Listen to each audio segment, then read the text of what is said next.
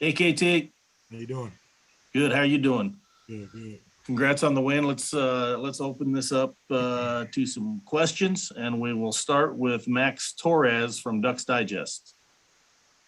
Kayvon, congrats on the win. You guys really dominated the line of scrimmage, held them to under 100 yards, and we're just getting a lot of pressure on Delora. Kind of wanted to ask, just what you saw playing alongside Brandon Dorlus. You guys really excelled, and kind of how that helped bring the defense all together.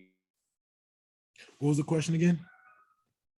What did you see, working alongside Brandon Dorlus, getting that pass rush, helped you guys get that defensive, plan? Okay, I think it's the chemistry. Me and Brandon, we talk a lot, literally every day, just on pass rush moves, just on how we could work together to kind of get that common goal, and then we kind of reciprocate that to the whole D line. So just being able to be stout up front and win first down can kind of open up the lanes for pass rush. Eric Scopel, 247 Sports. Kevin, I wanted to ask you about the defensive response after Anthony's fumble in the end zone. They get it at midfield, and obviously an opportunity for the momentum to flip, but you get that sack and they end up having to settle for a field goal. Did that feel like a pivotal moment in the game to you guys? I wouldn't say it's pivotal. I think it was another chance for us to kind of show our resilience and show that we're going to keep coming. I feel like we've kind of trained for sudden changes and, things happen. It's football. So just being able to, come back and play the next play, that's all we have to do. Zach Neal, Ducks Wire. Kayvon, I want to ask you about Noah Sewell. I don't know if he's ever had a game in his career where he didn't record a tackle in the stat sheet, but how did you see him progress through the night and kind of keep up on the sideline despite him not having any tackles in the game? He didn't have any tackles? That's what the stat sheet says. Wow.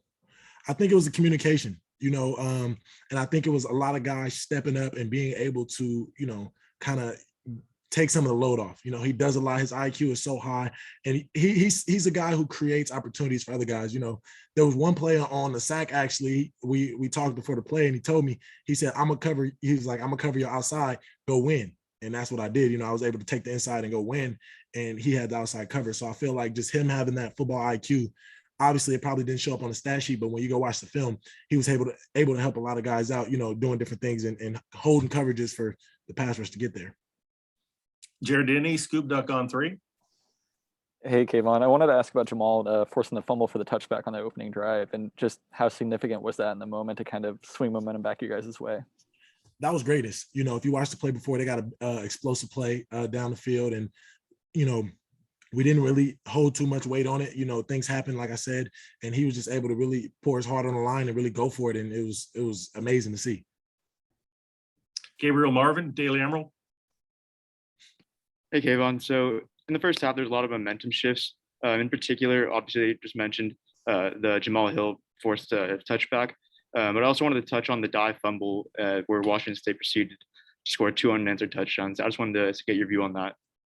They're a great team and have great coaching. So if you don't, scheme correctly, they'll be able to make big plays. And they do a lot of stuff with the wide receivers and switch routes and the rub routes to kind of get guys in bad positions. And they kind of, took advantage and were able to move the ball. But still credit to our defensive backs and just being able to shake that off and come back and, start denying. Because usually they're a team who puts up, 400 passing yards or something like that. So just being able to kind of minimalize it, they still got around 300, but just being able to minimalize what they could do in the second half, really, I guess, came to our advantage. Antoine Staley, Register Guard.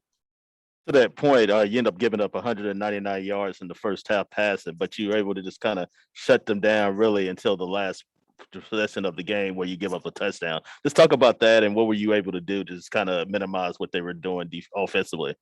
We had to get back on our focus. Coach came in with the corrections at halftime, and we had to really do it. The adjustments were really well. We were playing a lot of man, and they had the man beaters. So just being able to kind of keep that quarterback contained in the coverage, really the rush helping the coverage and the coverage helping the rush, them playing great zones and using their leverage to make that quarterback hold the ball, and then us being able to, pressure on them, make those, hard throws. Eric Scopel, 247 Sports.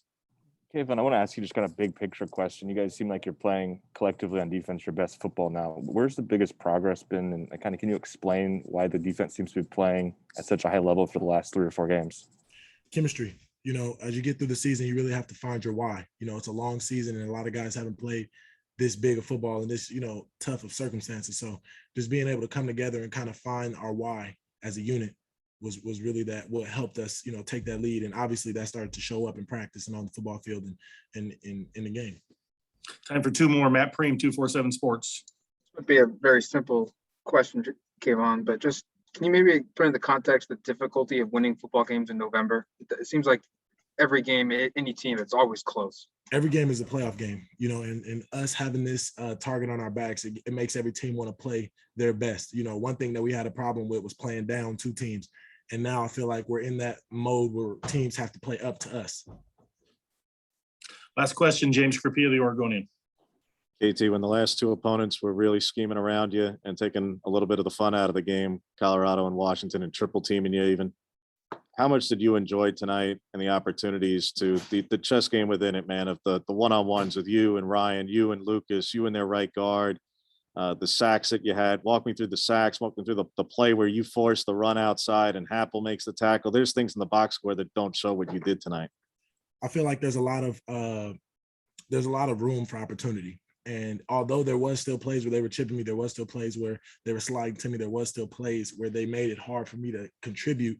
But just having a team that fights and having a team that creates pressure, Brandon Dorless, Adrian Jackson, Braden Swinson, Mace Fuller, just having guys who can play and kind of take some of that load off, as even having Noah in the middle, kind of creating that coverage and just playing as a unit just helps me play better, being able to rely on my teammates and know that if, like you said, if I go inside, someone's going to come outside and make the tackle. And, being that guy who has the team trust in him, that I'm going to do my job and they do theirs. And, the only reason I'm able to get those sacks is because the coverage is so tight and because the opposite edge rusher or the three techs are kind of holding their leverage so that the quarterback doesn't have the alley to get out. So it was just a team effort, and I was really able to just put the ability on display.